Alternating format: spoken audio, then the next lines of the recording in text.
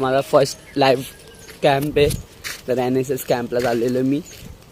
कोणी bag big भरलेली आहे, मम्मी सोडायला येते. 7लाच बोलवलो, खूप लेट उठलो आणि काल हेअर कटिंग पण केली.